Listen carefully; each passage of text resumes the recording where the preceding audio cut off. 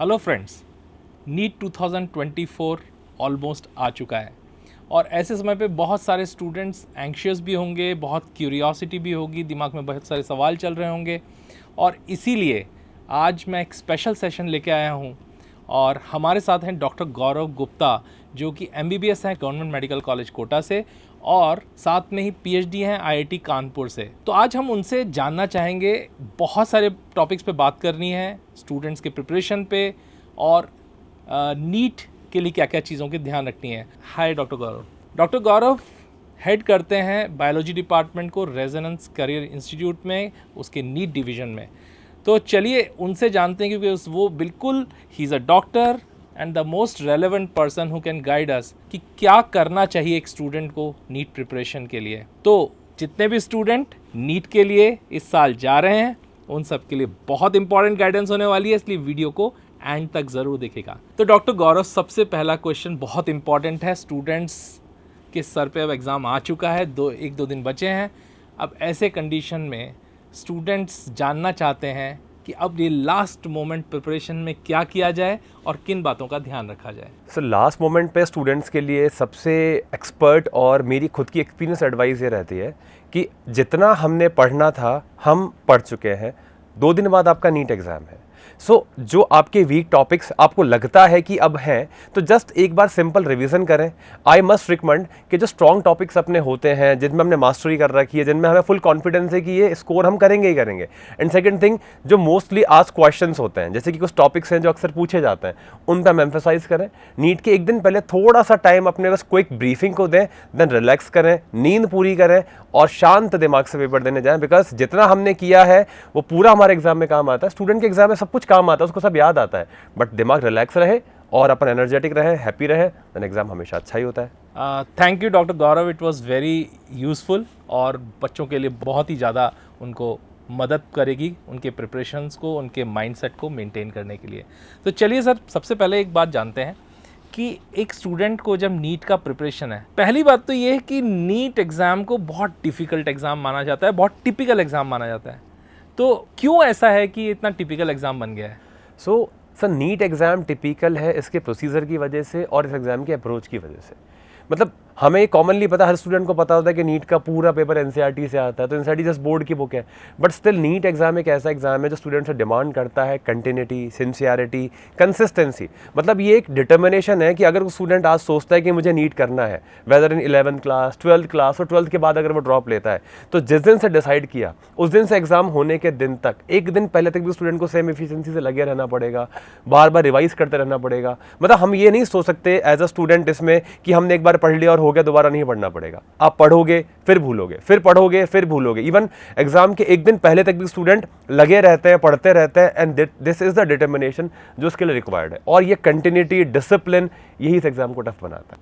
तो सर, एक स्टूडेंट जो 12th करने के बाद इमीडिएटली नीट का एग्ज़ाम देता है उसके प्रिपरेशन में, और एक स्टूडेंट जो पहली बार में एक्सपेक्टेड मार्क्स होते हैं उसको अचीव नहीं कर पाता है, या मान लीजिए वो 600+ गवर्नमेंट कॉलेज चाहता है, नहीं मिल पाता है, तो फिर उसके प्रिपरेशन में क्या नई चीज़ें उसको डालनी चाहिए, किस तरीके से वो अश्योर करे कि उसको सक्सेस मिल पाए? सर, एक की डिफरेंस जो एक 12th अपियरिंग स्टूडेंट में और एक ड्रॉपर या रिपीटर जिसको हम बोलेंगे 12th पास, उसमें होता है कि 12th appearing student 11th class में 11th का सिलेबस पढ़ते हैं, देन 12th में वो 12th का सिलेबस कवर करते हैं। सो बेसिकली जो मैंने आपको बोला कि डिसिप्लिन, रेगुलर रिवीजन, इसका टाइम 12th अपियरिंग स्टूडेंट को ज़्यादा मिलता है। 11th में 11th का सिलेबस पढ़ा, रिवाइज किया, 12th में 12th का सिलेबस पढ़ा, 11th का भी रिवाइज किया। So there are multiple rounds of revision जो एक स्टूडेंट अचीव कर सकता है। अब ड्रॉपर के साथ क्या होता है कि एक बार चलो उसने सिलेबस पढ़ लिया या एक बार अच्छे से नहीं भी पढ़ा, बट उनके पास अब बचते हैं ड्यूरेशन 9 मंथ्स के, तो उन्हें उतना ही काम जितना 12th अपियरिंग स्टूडेंट 2 साल में करता है उसे 9 महीने में करना है। प्लस एक डिफरेंस जो आ जाता है कि ड्रॉपर के ऊपर एक एक्स्ट्रा बर्डन है, बिकॉज वो 1 साल एक्स्ट्रा इन्वेस्ट कर रहे हैं, 12th पास कर चुके हैं, वो इन्वेस्ट कर रहे हैं 1 साल, तो उसके लिए एक्स्ट्रा बर्डन होता है कि सिलेक्शन अब होना ही चाहिए। तो थोड़ा सा की डिफरेंस आ जाता है, उनको स्ट्रैटेजिकली प्लान करना पड़ेगा, काम तो उतना ही करना है, इवन एक्स्ट्रा प्रेशर को भी हैंडल करना है। सो थोड़ा सा स्ट्रैटेजी प्लान करें, रिवीजन हम कैसे मैनेज कर पाएँ, प्रैक्टिस हम कैसे कर पाएँ, बिकॉज ऑप्टिमम प्रैक्टिस भी चाहिए, मल्टीपल रिवीजन भी चाहिए, एंड इन सब का सम अप करके एग्जाम के बाद पूरे कॉन्फिडेंट होकर एग्जाम के लिए जाएं। सो ये एक डिफरेंस है कि स्ट्रैटेजी उन्हें बदलनी पड़ेगी अपनी। सर नीट के एग्ज़ाम में एक थोड़ा सा डिफरेंस ये है कि कई बार आप अटेम्प्ट कर सकते हैं एग्ज़ाम को, तो आइडियली स्टूडेंट को कितनी बार एग्ज़ाम मैक्सिमम अटेम्प्ट करना चाहिए, और आप क्या सजेस्ट करते हैं कि वो, क्योंकि देखिए मैंने देखा है बच्चे जब बार बार अटेम्प्ट करते हैं, बार बार रिपीट करते हैं, स्ट्रेस आता है बच्चों के दिमाग में और उनको ये समझ में नहीं आता हम कहाँ गलत कर रहे हैं, क्या गलती कर रहे हैं और क्यों हम नहीं क्रैक कर पा रहे नीट को। तो फिर ऐसे समय पर एक स्टूडेंट की प्रिपरेशन स्ट्रैटेजी क्या रहे जिससे कि वो पहली बार में they can hit the nail. Sir आपने क्वेश्चन बहुत अच्छा पूछा है और आई गेस ये कन्फ्यूज़न पेरेंट के दिमाग में भी होता है, स्टूडेंट के दिमाग में भी होता है कि चलो एक बार अगर हम सेलेक्ट नहीं हो पाए देन हम कितना टाइम उसमें इन्वेस्ट करें, क्योंकि ये विशियस साइकिल है। क्योंकि नीट करने वाला एस्पिरेंट के दिमाग में एक ही चीज़ होती है कि मुझे डॉक्टर बनना है, बहुत रेयरली ऐसा होता है कि वो कुछ और सोचे। सो अगर आपने डिसाइड किया डॉक्टर बनना है तो वो एक अटैम्प्ट लेते हैं, नहीं हुआ फिर और अटैम्प्ट लेते हैं। ये बेसिकली अब हम पहले तो ये डिसाइड करें कि ये हमारा पीयर प्रेशर है कि हम हमें कुछ और नहीं कर सकते इसलिए हम अटैम्प्ट ले रहे हैं, या हमारी जिद है कि हमें डॉक्टर ही बनना है, कुछ और बनना ही नहीं है। अगर जिद है कि बनना ही बनना है और कुछ करना ही नहीं है, सेकंड थॉट है ही नहीं दिमाग में, तब तो सर अटैम्प्ट की लिमिट नहीं है। और एट द सेम टाइम अगर जिद है और आपकी स्ट्रैटेजी बिल्कुल ठीक है तो रिपीट की मेरे ख्याल से जरूरत पड़ती भी नहीं है। क्योंकि अगर आप डिटरमाइंड है, आप डिसिप्लिन है, आपकी जिद है, करना है, सो आई गेस एक ड्रॉप मैक्स टू मैक्स मैंने देखा है 2 ड्रॉप स्टूडेंट निकल जाते हैं। उसका रीज़न ये है क्योंकि उन्हें पता होता है कि हमें यही काम करना है तो वो उसके लिए अपना सब कुछ देते हैं। बट स्टिल समहाउ कुछ ऐसा हो गया कि हम हर स्टूडेंट को सेम पेज पे जज नहीं कर सकते, बट अगर स्टूडेंट की इच्छा है कि मुझे यही करना है अपार्ट फ्रॉम पीयर प्रेशर तो उसे ड्रॉप लेना चाहिए। अदरवाइज और बहुत सारे ऑप्शंस होते हैं। मैं कभी भी, क्योंकि टाइम बहुत प्रीशियस है, तो मैं कभी रिकमेंड नहीं करूंगा कि आप मल्टीपल अटेम्प्ट्स लो, क्योंकि अगेन जितने अटेम्प्ट्स होते हैं उतना इन्फीरियरिटी कॉम्प्लेक्स, उतना कंपटीशन फेस करना, उतना सैचुरेशन, फिर ये डिप्रेशन, एंजाइटी, डिटैचमेंट, ये सारी चीज़ें होती हैं। सो आई डोंट रिकमेंड, पर आप अपने गोल क्लियर रखें पहले। स्टूडेंट को क्लैरिटी होनी चाहिए, पेरेंट्स को भी, कि हम क्या कर रहे हैं और क्यों कर रहे हैं। अब अगर एक स्टूडेंट ने डिसाइड कर लिया, सपोज वो ड्रॉप ले रहा है, चाहे उसका फर्स्ट ड्रॉप है, सेकंड ड्रॉप है, हम ये मानते हैं कि अब अगले साल वो एग्जाम देगा, 1 साल तो उसने इन्वेस्ट करने का डिसाइड कर लिया। सो ड्रॉपर या रिपीटर स्टूडेंट को प्लानिंग जिस तरीके से करनी चाहिए कि सबसे पहले तो वो ध्यान दें कि हमारा सिलेबस थियोरेटिकली पूरा कंप्लीट हो। सबसे बड़ी गलती ड्रॉपर स्टूडेंट ये करते हैं कि क्योंकि एक बार पढ़ चुके होते हैं तो उनके दिमाग में रहता है कि थ्योरी तो हमें आती है, यही थ्योरी एनसीईआरटी पढ़ चुके हैं, अब दोबारा पढ़ने की जरूरत नहीं है। सबसे बड़ी गलती आप यही करते हैं, क्योंकि अगर आपने ये मान लिया कि आपको ये आता है तो आपका सिलेक्शन हो ही जाना चाहिए था। कोई ना कोई वीकनेस रह गई। अगेन मैंने आपको पहले ही कहा कि आपको एग्जाम के 1 दिन पहले तक भी पढ़ते रहना है, तो हम कभी भी ये तो मान ही नहीं सकते कि हमें सिलेबस पूरा आता है। तो उसे अपनी पूरी जर्नी को फेजेस में डिवाइड करना चाहिए कि इनिशियली हम एम्फसाइज करें, हमने एक बार अपनी फॉर्मल लर्निंग पूरी कर ली, नोट्स प्रिपरेशन हुआ, एनसीईआरटी रीडिंग हुई, एक्सप्लेनेशन हुआ विद एक normal test frequency. Then second phase में आप आए कि जो अब पुरानी अपनी प्रिपरेशन के टाइम में जो हमने 5 महीने 6 महीने दिए हैं उसमें क्या वीक टॉपिक रह गए, उनका पता लगता है हमें। जो टेस्ट हमने उस टाइम पे दिए थे उनसे कि वीक टॉपिक्स है, हमें समझ में नहीं आते, क्वेश्चन नहीं बनते हैं। सेकंड राउंड हम दें उसके लिए जिसमें हम थोड़ा रिवीजन करें, टेस्ट की फ्रीक्वेंसी थोड़ी बढ़ जाएगी यहाँ पे। अभी अगर आप 3 वीक में टेस्ट दे रहे थे तो आप वीकली टेस्ट दें, 2 वीक में टेस्ट दें, थोड़ा सा बढ़ा दें। देन जब आपका रिवीजन भी हो गया, टेस्टिंग भी हो गई, देन फाइनली स्टूडेंट को चाहिए होता है lots of practice. And practice के लिए सबसे बेटर ये होता है कि आप प्रैक्टिस को अपना जज करें, और जज करने का तरीका सिंपल टेस्ट होते हैं। सो आप फ्रीक्वेंट टेस्ट दें, लाइक वीक में आप 2 टेस्ट दे रहे हैं, वीक में हम 3 टेस्ट दे रहे हैं। सो होगा क्या कि जब एक ड्रॉपर स्टूडेंट अपने पूरे 9 महीने के टाइम को, 10 महीने के टाइम को फेजेस में डिवाइड कर लेगा, लर्निंग पूरी हो गई, मतलब कीवर्ड्स अगर हम बात करें तो लर्निंग पूरी हो गई। देन सेकंड आपका रिवीजन हो गया, यानी वीक टॉपिक का रिवीजन हो गया प्रैक्टिस के साथ में। थर्ड आपकी इंटेंसिव प्रैक्टिस हो गई। तो अब आपको ये पता है, कॉन्फिडेंस सबसे बड़ी चीज होती है यहाँ पे, कि मैंने पूरा पढ़ लिया, मैंने कमी दूर करके रिवाइज कर लिया, मैंने प्रैक्टिस पूरी कर ली, प्रैक्टिस का मैंने फर्दर मॉनिटरिंग कर ली, now I am fully ready. आप 9 महीने का बेटर यूज और कर नहीं सकते थे। And trust me, NEET exam confidence और डिसिप्लिन का एग्जाम है। अगर आप डिसिप्लिन रहे प्लस आप कॉन्फिडेंट रहे एग्जाम में, so everything will gonna be like conquered. आपका हर एग्जाम क्लियर होगा। नीट बहुत ईजी एग्जाम है, इसकी स्ट्रैटेजी टफ है। अगर ये प्लान सही कर लिया देन डेफिनेटली स्टूडेंट ये पूरा कॉन्कर करेगा ही करेगा। अब on the behalf of resonance हमने बहुत स्मार्टली डिजाइन किया। यही जो बातें हम सर कर रहे हैं ना, ये बहुत कॉमन प्रॉब्लम है, मतलब आप बहुत कॉमन इशू एड्रेस कर रहे हैं। ये बहुत कॉमन प्रॉब्लम मैंने देखी है जब मैंने नीट किया था। मतलब I must say this thing, resonance ने मेडिकल शुरू किया था 2012 में, 11-12 सेशन में। I was the student of first medical batch of resonance. मैंने यहीं से कोचिंग करी, मतलब और कई बिग नेम्स हैं, मेरे घर के पास में वो दूसरे बिग नेम्स इंस्टीट्यूट थे, बट मैं वहाँ नहीं गया। रीज़न ये था बिकॉज नीट आने से पहले मैं इंजीनियरिंग का स्टूडेंट था, मैं इंजीनियरिंग एग्जाम दे चुका था, एग्जाम क्लियर भी कर चुका था। सो मुझे इतना पता था कि एग्जाम के लिए ज़रूरी क्या होता है, आपकी लर्निंग, कस्टमाइज रिवीजन, ये सारी चीज़ें होती है, मतलब फैकल्टी से आपका कम्युनिकेशन हो। सो आई चूज रेजोनेंस, मैंने यहीं से किया, रेजोनेंस स्ट्रेटेजी को फॉलो किया and I went to the medical college. So इसी एक्सपीरियंस के बेसिस पे लास्ट 12-13 ईयर से मैं पढ़ा भी रहा हूँ, from my first year of MBBS में पढ़ा रहा हूँ स्टूडेंट्स को। सो जो डिज़ाइंड प्रोग्राम हमारा है वो इसी बेसिस पे है कि रिपीटर स्टूडेंट कहीं गलती नहीं करे। सो हमारा एक बहुत यूनिक कोर्स है आर सफल, उस कोर्स का नाम है। इसमें एक ऐसा काइंड ऑफ प्रिस्क्रिप्शन समझिए, एज अ डॉक्टर मैं आपको बोलूँ तो एक ऐसा प्रिस्क्रिप्शन है कि हम आपके कोर्स को 3 फेजेस में डिवाइड करते हैं। पहला फेज आपका होता है पील का मतलब हम सब्जेक्ट की पूरी पीलिंग कर देंगे। उसमें हम 6 मंथ यानी 180 डेज में हम बेसिकली ऐसा करेंगे कि आपको पूरे क्लासरूम में लर्निंग करवाएंगे, नोट्स आप बनाएंगे, आप NCERT एक्सप्लेन करेंगे, आप पूरा सब्जेक्ट को एकदम ग्रेस्प करेंगे विद एक नॉर्मल टेस्ट फ्रीक्वेंसी के 21 दिन में आपका एक टेस्ट हो रहा है, तो 6 महीने में आपका सिलेबस पूरा कवर हो गया। देन हम आएंगे अगेन सेकंड फेज पे, उस फेज का नाम होगा डार्ट। हम डायरेक्टली टारगेट करेंगे अपनी वीकनेसेस को रिमूव करने के लिए। अब स्टूडेंट क्या करेंगे, जो पिछले 6 महीने में सीखा था, टेस्ट दिए थे, टीचर का फीडबैक वो लेंगे, तो उस बेसिस पे कस्टमाइज तरीके से हर स्टूडेंट को पता होगा कि मेरा टॉपिक वीक है, मेरा सब्जेक्ट वीक है, इसमें एक टॉपिक वीक है, तो हम उसके रिवीजन क्लासेस उनको देंगे कि आप टारगेटेडली उन्हीं का रिवीजन करोगे, उन्हीं पर टाइम इन्वेस्ट करोगे जो आपको दोबारा रिवाइज करने की जरूरत है एक्चुअली, और आप टेस्ट दोगे, वीकली टेस्ट। यहाँ पे ये प्रोग्राम आपका चलेगा अप्रोक्सीमेटली 2 से 3 महीने आपका ये प्रोग्राम चलेगा। देन फाइनल हम आ जाते हैं वेरी इंटेंसिव फेज, लर्निंग हमारी हो गई है, रिवीजन हमारा हो गया है, वीकनेसेस हमने दूर कर लिए, देन हम अपने आप को डेली जज करेंगे। तो हम वीकली 3 टेस्ट यहाँ पे अपीयर करेंगे, इसे हमने बोला है FTP, फाइनल टेस्टिंग फेज। तो नीट एग्जाम तक होते होते अप्रोक्सीमेटली इस प्रोग्राम के अंदर वो सिलेबस को स्टूडेंट 3 से 4 बार रिवाइज कर लेगा। और अगर मैं काउंट वाइज बात करूं, अप्रोक्सीमेटली 30 से 40,000 questions with the test, with the DPP, with the sheet वो प्रैक्टिस कर लेंगे। इतनी बार अपनी गलतियों को देख चुके होंगे कि पता होगा और दूर कर चुके होंगे। सो जब इस प्रोग्राम के अंदर अगर आप एनरोल करते हो, कोई स्टूडेंट अगर इस स्ट्रेटजी को फॉलो करके प्लान करता है, तो डेफिनेटली उसका सफल होना मतलब निश्चित है कि मैं बोल सकता हूं कि और कोई तरीका हो ही नहीं सकता कि इस तरीके के अलावा अगर आप बोले कि मुझे कॉन्फिडेंस चाहिए, मुझे गारंटी चाहिए, तो वी कैन गारंटी, मतलब I can guarantee as a biology head, as a medical student, I can guarantee कि आप नीट एग्जाम को क्रैक करेंगे ही करेंगे। अब सर आपने बोला कि 6 मंथ में पूरा का पूरा कोर्स कवर करना, यहाँ तो स्टूडेंट्स कई कई साल लगा देते हैं नीट के एग्ज़ाम के लिए। आप मुझे थोड़ा बताएं ये 6 मंथ का ये क्या सीक्रेट है कि आप 6 मंथ में पूरा का पूरा सिलेबस कवर कर सकते हैं? Sir we have planned everything before launching this course. NEET का सिलेबस बेसिकली 2 पार्ट का होता है। एक तो आपको पूरी NCERT कवर करनी है, जो आपकी ऑल 6 NCERTs हैं, 2 फिजिक्स, 2 केमिस्ट्री, 2 बायो, एंड इसके अलावा आपको नोट्स प्रैक्टिस करनी है, नोट्स बनाना है। तो आप ये देखें कि स्टूडेंट को सबसे ज़्यादा टाइम जिसमें लगता है वो होता है कि उसको नोट्स लिखने पड़ते हैं।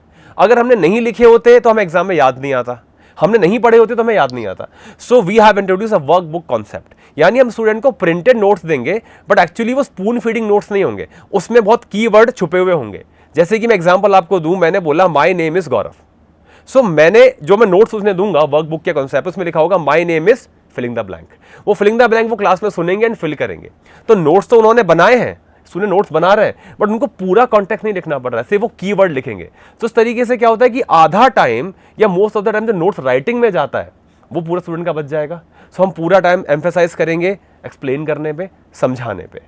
अब क्या होगा, इस बहाने से स्टूडेंट लिखेंगे भी सही और उनके नोट्स भी प्रिपेयर होंगे। और ये जो पार्ट स्किप करते हैं ना कि हमें आता है, नोट्स अवेलेबल हैं, हमने पढ़ लिए हैं, वो वाला पार्ट बिल्कुल कट हो जाएगा। क्योंकि जब आपको चीज़ें मिल रही हैं, आप उसमें फिलिंग द ब्लैंक फिल करके अपने नोट्स कंप्लीट कर पा रहे हो, इंटरेस्ट बना रहता है, एक यूनिक चीज़ होती है, खुद के हैंड रिटन नोट्स का कॉन्फिडेंस रहता है। तो वर्क बुक का यूनिक कॉन्सेप्ट है जो 6 महीने में हमारा पूरा सिलेबस कवर करने में एक मेक श्योर करते हैं कि हम पूरा सिलेबस कवर करेंगे। सर एक चीज़ पूछना चाहता हूँ कि क्या सच में किसी स्टूडेंट को अगर नीट क्रैक करना है तो सच में क्या उसको कोचिंग में ही जाना यही एकमात्र रास्ता है? क्या आप इस बारे में गाइड कर सकते हैं कि अगर स्टूडेंट को नीट क्वालिफाई करना है या अच्छे नंबर से क्लियर करना है तो कोचिंग किस तरीके से उसकी लाइफ में कंट्रीब्यूट करती है? सर मैं फिर से आता हूँ अपने पहले पॉइंट पे, जैसे मैंने बोला था नीट के लिए रिक्वायरमेंट है डिसिप्लिन, प्रॉपर प्लानिंग, डिटर्मिनेशन। अब अगर हम ये देखें कि फिटनेस गोल्स हमें सबको पता है कि हमें अच्छा खाना चाहिए, सुबह जल्दी उठना चाहिए, वर्कआउट करनी चाहिए, बट स्टिल कितने लोग फॉलो कर पाते हैं? पता सबको है, बट होता क्या है कि फॉलो करने के लिए हमें एक ऐसा गुरु चाहिए, एक ऐसा गाइड चाहिए जो हमें ऑन ट्रैक बना के रखे, क्योंकि ट्रैक तो सबको पता है, चूज करना भी आसान है, डीरेल होने के चांसेस, ऑफ ट्रैक होने के चांसेस बहुत ज्यादा रहते हैं। So coaching is not a compulsion for syllabus और NEET exam. Coaching provides a guidance, discipline, एक आपको डीरेल होने से बचाता है, ट्रैक पे आपको रखता है कि स्टूडेंट, बहुत लंबी जर्नी होती है, साल भर बहुत लंबा टाइम होता है, नीट का सिलेबस बहुत वास्ट है, मोटा मोटा अगर हम बोले तो लगभग 100 यूनिट्स हैं पूरे सिलेबस में। उस सिलेबस को बार बार पढ़ना, सेम स्ट्रैटेजी फॉलो करना, सेम एफिशिएंसी फॉलो करना, ये सब चीज़ें थोड़ा सा डिफिकल्ट हो जाती हैं। तो सिलेबस इज़ वेरी ईजी, पढ़ भी सकते हैं स्टूडेंट। ऐसा नहीं कि घर बैठ के स्टूडेंट भी, कई सारे बोर्ड के साथ आपने देखा होगा कि बिल्कुल कम रिसोर्सेज हैं, फिर भी नीट एग्जाम में अच्छी रैंक स्कोर कर लेते हैं। It is possible, but most of the crowd को जो चाहिए होता है ना, एक प्रॉपर गाइडेंस और स्ट्रैटेजी और एक मेंटर। सो कोचिंग एक सबसे बड़ा रोल प्ले करती है उनको मेंटर करने में। अगर स्टूडेंट डिप्रेशन में जा रहा है, एफिशिएंसी कम हो रही है, तो उसको कीवर्ड को ढूंढ के बताने में कि आप एक्चुअली कहाँ लैग कर रहे हो या आपकी प्रॉब्लम का सॉल्यूशन क्या है। तो बेसिकली वी प्रोवाइड गुरु मंत्रा और गाइडेंस और मेंटरशिप। तो ये एक की रोल हो जाता है कोचिंग का। तो कंपल्सेशन नहीं है, बट एक एडेड बेनिफिट है कि अगर आप उसको ऐड करते हो किसी भी फॉर्मेट में तो डेफिनेटली आपको बहुत हेल्प मिलेगी और आप अपने सिलेक्शन के चांसेस को कई गुना बढ़ा देते हो with the help of coaching institute. Thank you. ये बहुत इम्पॉर्टेंट बात आपने बताई और यही होना चाहिए एक दिमाग में भी कि कोचिंग हमारे को सक्सेस नहीं दिला सकती, मगर उसमें हमारे को सपोर्ट ज़रूर कर सकती है, हमें गाइड ज़रूर कर सकती है। तो यहाँ पर क्योंकि हम रेजोनेंस में हैं, तो थोड़ा सा आप ये बताइए कि कैसे रेजोनेंस का एक स्टूडेंट जो इन 25 लाख में अपनी पोजीशन उन 50,000 गवर्नमेंट कॉलेज के सीट्स पे अपना बनाना चाहता है, वो कैसे रेजोनेंस की हेल्प लेता है और रेजोनेंस किस तरीके से इसमें हेल्प कर सकता है उनको? सर, इस साल के डेटा को अगर अपन देखें तो 25 लाख लोग एनरोल हुए हैं, एग्ज़ाम देंगे, परसों एग्ज़ाम है उनका, और सिलेक्शन होगा गवर्नमेंट कॉलेज में से 50,000 का। तो सिलेक्शन रेशो आ जाता है लगभग 2 से 3% के आसपास। बट इन द रेजोनेंस अगर मैं आपको बताऊं तो जो हमारा सिलेक्शन रेशो रहता है, like we have hypothetically if we have 100 students, so हमारे लगभग 40 से 50 स्टूडेंट्स को गवर्नमेंट मेडिकल कॉलेज सीट मिलती है। यानी एक तो अगर कोई स्टूडेंट हमसे 11th-12th में जुड़ा एंड हम same strategy, same planning, student के साथ बराबर मेहनत, ये जो हम उसको प्रोवाइड करवाते हैं, तो उसके अर्ली सिलेक्शन के चांसेस बढ़ जाते हैं। मतलब अगर वो रेजोनेंस में आ रहा है, जैसे मैं खुद की भी बात करूं, तो रिपीटर वो बने, इसके चांसेस हाफ हो जाते हैं। अगर बाहर उसके चांसेस 97% है इन जनरल, तो यहाँ उसके चांसेस हाफ हो जाते हैं। रीज़न यही है कि resonance is a most planned institute. Planning in terms में कि हर एग्ज़ाम की अप्रोच क्या है, हर एग्ज़ाम के लिए क्या बेसिक रिक्वायरमेंट होती है, क्योंकि जेई बहुत अलग एग्ज़ाम है, नीट बहुत अलग एग्ज़ाम है, और फील्ड अपने अलग एग्जाम्स होते हैं। तो हर एग्जाम का टेस्ट, रिक्वायरमेंट, सिलेबस की अप्रोच, एग्जाम का पैटर्न सब डिफरेंट है। तो आपकी प्लानिंग, आपकी टीचिंग, इवन आपकी डे टू डे एक्टिविटी भी उस अकॉर्डिंग प्लान होनी चाहिए। So we plan this very well, we plan this strategically. So अगर स्टूडेंट हमसे जुड़ता है, हमारी गाइडेंस में आता है, तो definitely because we are confident कि जो प्लानिंग हमने बनाई है वो फुल प्रूफ है, आई एम द एग्जाम्पल, और जो प्लानिंग हमने बनाई है हम उससे 100% फॉलो करते हैं till the date of exam. So इसीलिए सिलेक्शन रेट जहां मेन एग्जाम में 2 से 3% है, विद इन द रेजोनेंस वो 40 से 45%, 50% के आसपास हो जाती है। तो this is the uniqueness of Resonance in this particular field. Kota को कई तरीके से बदनाम भी किया जा रहा है। काफ़ी स्टूडेंट्स के कुछ घटनाएं ऐसी घट जाती हैं जिनकी वजह से कोटा को एक ख़राब नाम से कुछ बुरा कहा जाता है। तो क्या लगता है सर, इसमें क्या कंट्रीब्यूशन है कोचिंग का एक स्टूडेंट को हमेशा खुश रखने में, या मैं कहूँगा कि कितना कंट्रीब्यूशन है उसको स्टूडेंट को स्ट्रेस में लेके आने का? सर, इस क्वेश्चन का आंसर बहुत सिंपल है कि कोई भी मिस हैपनिंग, लाइक बहुत सारे सुसाइडल केसेस, डिप्रेशन के केसेस होने का रीज़न ये होता है कि स्टूडेंट अपने आप को बहुत अकेला कर लेता है, आइसोलेट कर लेते हैं, एंड उसका मेन रीज़न रहता है कि लैक ऑफ कम्युनिकेशन। एक बार अगर पढ़ाई में हम पिछड़ गए, जो कि बहुत क्वाइट नॉर्मल है, हो जाता है, बट उसके बाद हमने टीचर से बात नहीं की, हमने पेरेंट्स से बात नहीं की, और हम इन्फीरियरिटी फील करते करते करते करते इतना आइसोलेटेड जोन में चले गए कि अब हमें ऐसा लगता है कि अब दुनिया खत्म हो गई, हमसे कोई बात करने वाले नहीं, बहुत पिछड़ गए। तो मैं कोचिंग का कॉन्ट्रीब्यूशन इसमें बिल्कुल नहीं बोलूँगा, बिकॉज पोर्ट्रेस को गलत तरीके से किया गया, बट बिकॉज कोचिंग में स्टूडेंट पढ़ने आए हैं, एग्जाम की प्रिपरेशन करने आए हैं, और उसी जर्नी में उसके साथ ऐसा हो रहा है, तो इसको ऐसा पोर्ट्रे किया गया है। बाकी इसका सिंपल सॉल्यूशन है, कोई भी स्टूडेंट डिप्रेशन में जाए या उसे लगे कि मुझे ऐसा फील हो रहा है कि मैं पिछड़ रहा हूँ, फर्स्ट इमीडिएटली अपने टीचर से कम्युनिकेट करें, उनको अप्रोच करें। हर टीचर यहाँ पे आपके लिए तैयार बैठा है कि जब आप बोलेंगे तब आपसे बिल्कुल क्या बात है, कैसी बात है, रेडी है। और पेरेंट्स से मेरी अपील रहेगी, मिस जज स्टूडेंट को नहीं करें, पीयर प्रेशर उस पर नहीं डालें, इंस्टेड ऑफ दैट उनसे बात करें, उसके टीचर से बात करें। Communication is the key, communication होगा तो प्रॉब्लम एग्जिस्ट नहीं करेगी, तो depression, stress and suicidal and कोई भी मिस हैपनिंग ये होना लाइक इम्पॉसिबल है कि ये हो जाए अगर आपका प्रॉपर कम्युनिकेशन है तो दिस इज ऑल की एक कम्युनिकेशन है, इंटरैक्शन है, क्लियर माइंडसेट है, this is all required. Doctor Gaurav, this can be really useful for the students, और ये आपने बहुत अच्छी बातें बताई, और मैं एक बार फिर से आपको धन्यवाद करना चाहता हूँ that you have shared some very very important key points which can help a student to clear NEET exam and get success and be a very successful doctor. Thank you once again for being here. Thank you.